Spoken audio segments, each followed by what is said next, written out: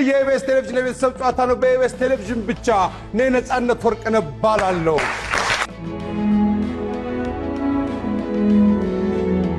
ብዙዎችን ያስደነገጠ ዜና ዛሬ ተሰምቷል። ተወዳጁ የኪነ ጥበብ ባለሙያ ነጻነት ወርቅነህ ከዚህ ዓለም በሞት የመለየቱ ነገር ብዙዎችን አስደንግጧል።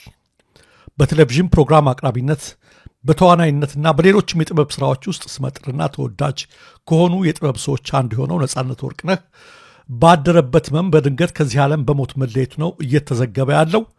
ለበርካታ ዓመታት በኢቢኤስ ቴሌቪዥን የሚተላለፈው የቤተሰብ ጨዋታ ፕሮግራም አዘጋጅና አቅራቢ የሆነው ነጻነት ወርቅነህ ባለትዳርና የሶስት ልጆች አባት ነበር። በጣም የሚያስደነግጥ ነገር ነው ተመልካቾቻችን። ነጻነት በቅርቡ ለለቅሶ ብሎ ይህን ፎቶ ፖስቶ ነበር በማህበራዊ ትስስር ገጹ። እንደምትመለከቱት ኢንስታግራም ገጾቹ መካከል ከለጠፋቸው ፎቶዎች መካከል ነው። ከስር እንደምትመለከቱት ይቺ ለማስለቀሻ ሀሪፍ ናት ብሎ ጽፎበት ነበር እና መሞቱን ሁሉ እየተናገረ ነው የሞተው። በጣም የሚገርም ነገር ነው። እነዚህ የምንመለከታቸው ከጥቂት ዓመት በፊት አስፋው መሸሻና ነጻነት ወርቅነህ በአንድ መድረክ ላይ ሲሳሳቁ ያየናቸው ሁለት ወዳጆች፣ ተመሳሳይ ሙያ ያላቸው ወገኖች፣ በአንድ መስሪያ ቤት ውስጥ የሚሰሩ ወንድማማቾች በሁለት ዓመት ውስጥ ቀጠሮ እንዳላቸው ሰዎች ተከታትለው ሂደዋል። አዝማሪው በሉ እናንተም ሂዱ እኛም ወደዚያው ነው፣ ወትሮም መንገደኛ ፊትና ኋላ ነው እንዳለው ተከታትለው ሂደዋል። ሞት ለማንም አይቀርም። ነገር ግን በወጣትነት ብዙ መስራት በሚቻልበት ጊዜ ላይ እንደዚህ ሲሄዱ ድንገት ያሳዝናል። እስካሁን በዝርዝር ስለ ህመሙም ስለ አሟሟቱም ሁኔታ የተገለጸ ነገር የለም። በድንገት ማረፉ ነው እየተገለጸ ያለው። ተመልካቾቻችን፣ አድማጮቻችን፣ አቡነ ቄርሎስ እንደሚሉት ገልጦ የሚያነበው የለም እንጂ ሞት ታላቅ መጽሐፍ ነው ይላል። ማንም እኔ አለሁ ብሎ የሚናገርበት ጊዜ ላይ አይደለም የደረስ ነው። እጅግ እጅግ የሚገርም ነው። ዛሬ በማለዳው የዜና አወጃችን መግቢያ ያደረግኩት እንደምታውቁት መኖር እየመረረኝ ስለሆነ ልሞት ነው ብሎ ልጅ ያሬድ የተባለው ኮሜዲያን የጻፈውን ነበረ። እባካችሁ ጥንቃቄ አድርጉ፣ ባደጉት ሀገራት ሰዎች መኖር አስጠላይ ሲሉት ቶሎ ነው አእምሮ ሕክምና ውስጥ የሚወስዷቸው ብዬ አሳስቤ ነበር እና እባካችሁ ደግሞ እንዳይሞት ሲባል ሳይታሰብ የሆነ ነጻነት አርፏል። አሁንም ሌላው እንዳይቀጥል ጥንቃቄ ያስፈልጋል። ሰው ከመሞቱ በፊት ነው ጥንቃቄና ርብርብ ሊደረግለት የሚገባው። የሆነ ሆኖ በፍጹም ባልተጠበቀ ሁኔታ የነጻነት ወርቅነህ አሟሟት ብዙዎችን አስደንግጧል። እጅግም ያስደነግጣል፣ እጅግም ያሳዝናል። በጣም ነው የሚገርመው። እንደነ ነጻነት ታዋቂ ባይሆንም ይቺ ዶክተርም ይቺ ሐኪም በትናንትናው ዕለት እንደዚሁ በድንገት መሞቷ ነበር የተሰማው። በሚያውቋት በቤተሰቦቿ በወዳጆቿ ዘንድ ከፍተኛ ድንጋጤ አስከትሏል። የማናውቃቸው ብዙ ሰዎች በድንገት እየተለዩ ነው። አስፈሪ ጊዜ ነው። አስፈሪ ዘመን ነው። ተመልካቾቻችን ምን ይባላል? ነጻነት ወርቅነህ ነፍስህ ከደጋጎቹ ጎን ያሳርፋት። ብዙ አስተምርህናል፣ ብዙ አዝናንተህናል፣ ብዙ አስቀህናል፣ ብዙ አገልግልህናል። እንዳመሰግናለን። ለቤተሰቦችም ለወዳጆች ለአፍቃሪዎች በሙሉም መጽናናት ይሁን እንላለን። ተመልካቾች የደብረ ሲና ከተማ ምክትል ከንቲባ መገደላቸውን የከተማው መስተዳድር አስታውቋል። የከተማው መስተዳድር በማህበራዊ ትስስር ገጹ መሪር የሐዘን መግለጫ በሚል ርዕስ ባሰፈረው ጽሑፍ ሀገርና ሕዝብን ለማገልገል የወጣ ቀኝ እጅ በክፎች ጥይት ተቀጠፈ ብሏል። የደብረ ሲና ከተማ የቁርጥ ቀን ልጇን ታታሪ መሪዋንና የሕዝብ አለኝታዋን አቶ ወንድማገኝ ማሙዬም በድንገት በተተኮሰባቸው ጥይት በአሰቃቂ ሁኔታ ተነጥቃለች ብለዋል መስተዳድሩ። የከተማ አስተዳደሩ ተቀዳሚ ምክትል ከንቲባ የነበሩት አቶ ወንድም ሲገኝ እንዲህ ባለ አሰቃቂና ባልታሰበ ሁኔታ የጥይት ሰለባ መሆናቸው መላው የከተማችን ነዋሪዎችን እጅግ አሳዝኗል ሲልም መስተዳድሩ ገልጿል። በድንገት በተተኮሰባቸው ጥይት በግፍ መለየታቸው በልባችን ውስጥ የማይጠፋ ጠባሳ ጥሎ አልፏል ያለው የከተማው መስተዳድር የአንድ መሪ ሕይወት በጭካኔ መጥፋት ትልቅ ሀገራዊ ኪሳራ ነው ብሏል። ክፉዎች አካላቸውን ቢገድሉም ለሕዝባቸው ያሳዩትን ቅንነትና የሰሩትን መልካም ስራ ግን ከታሪክ ገጽ ሊያጠፉት አይችሉም።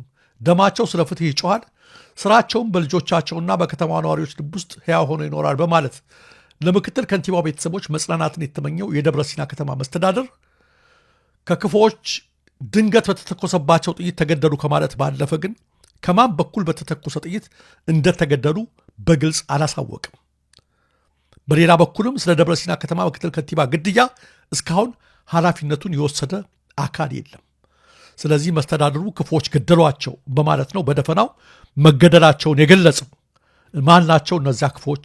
ከማን በኩል የተተኮሰ ነው? ስም የላቸውም ወይ የሚለውን ነገር አልገለጸም። በዝርዝር ከመግለጽ ተቆጥበዋል።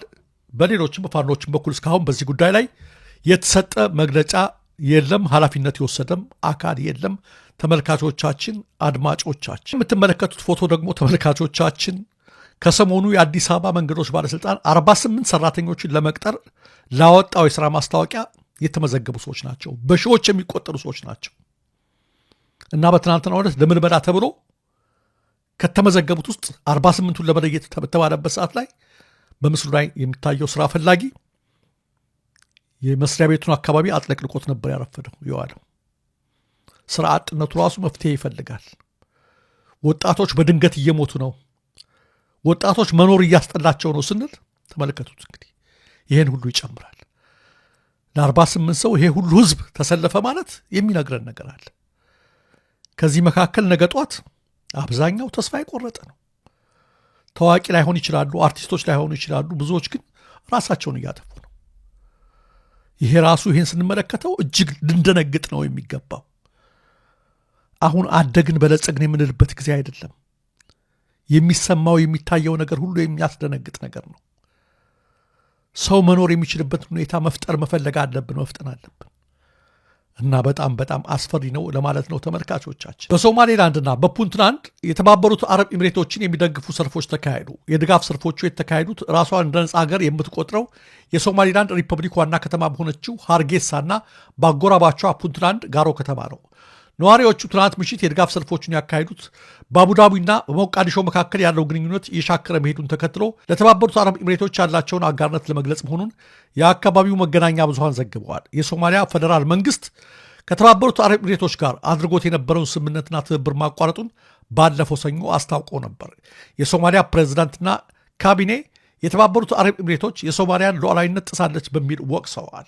የሶማሊያ ባለሥልጣናት እንደሚሉት የተባበሩት አረብ ኤሚሬቶች የሶማሊያ መንግስት ፈቃድን ሳትጠይቅ የየመን ተገንጣይ ቡድን መሪ አይደሩስ አል ዙባይዲን ከአደን ወደ ሶማሌላንድ ከዚያም በሞቃዲሾ በኩል ወደ አቡዳቢ አሽሽታለች።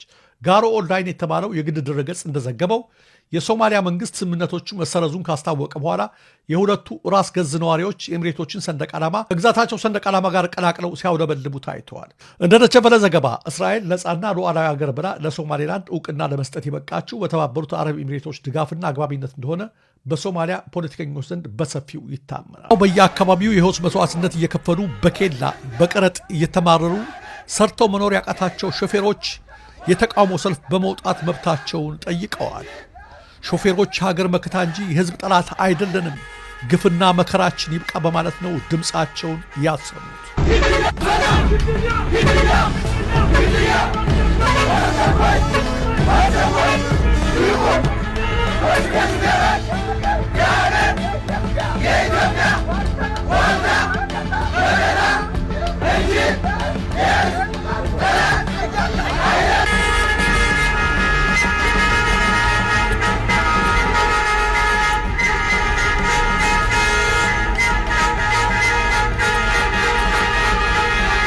አዎ ተመልካቾቻችን፣ በኢትዮጵያ ሾፌሮች በቀረጥ በተለያየ ነገር መከራ እያዩ ነው። በእገታ፣ በግድያ፣ በዘረፋ፣ በብዙ ነገር ሲንገላቱ ኖረዋል። ሾፌሮች በመፈክሩ ላይ እንደሰማችሁት እውነትም የሀገር አለኝታዎች ናቸው፣ የጀርባ አጥንቶች ናቸው።